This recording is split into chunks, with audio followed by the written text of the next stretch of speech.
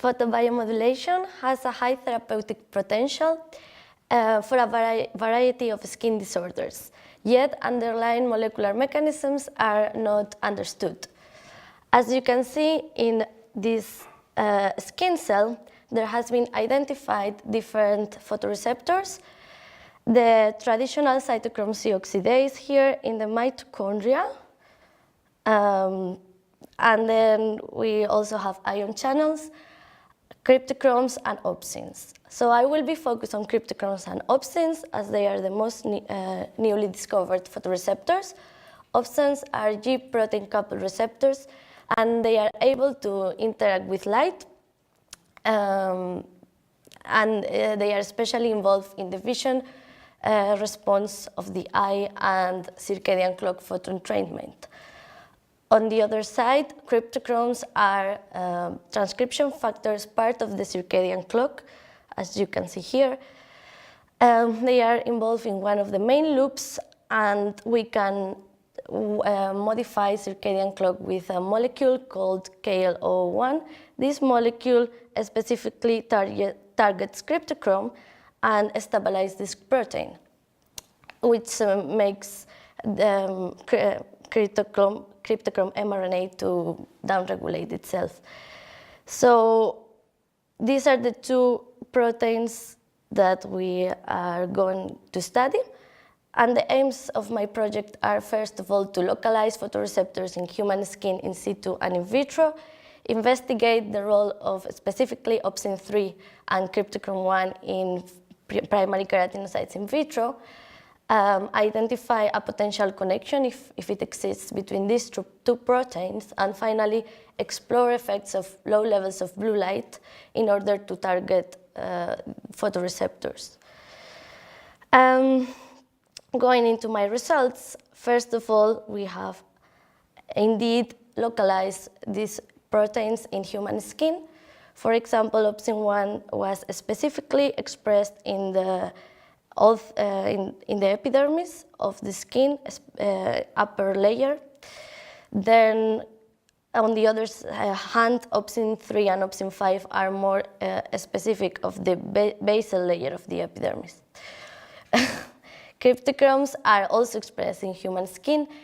In the nucleus of cells, we can find cryptochrome 1, while in the cytoplasm, we see cryptochrome 2. Cells in culture maintain the expression of these photoreceptors.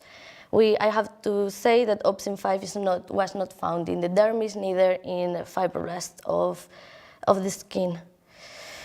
So going into physiological role of opsin 3 and cryptochromes, we have studied migration of primary keratinocytes in culture.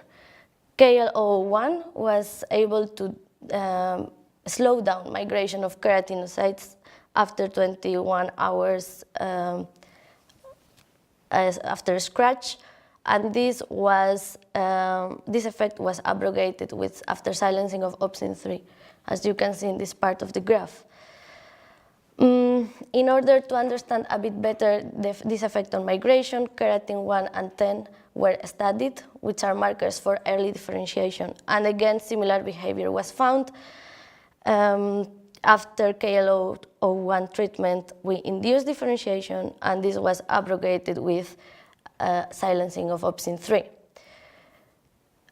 In the next graph, we can see mRNA expression of photoreceptors.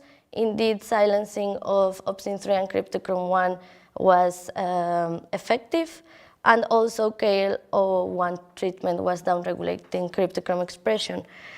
And the interesting fact was that after silencing of opsin 3, we have upregulation of cryptochrome 1 here, and again, after treatment of KLO1, we see upregulation of opsin 3, which in this part of the graph.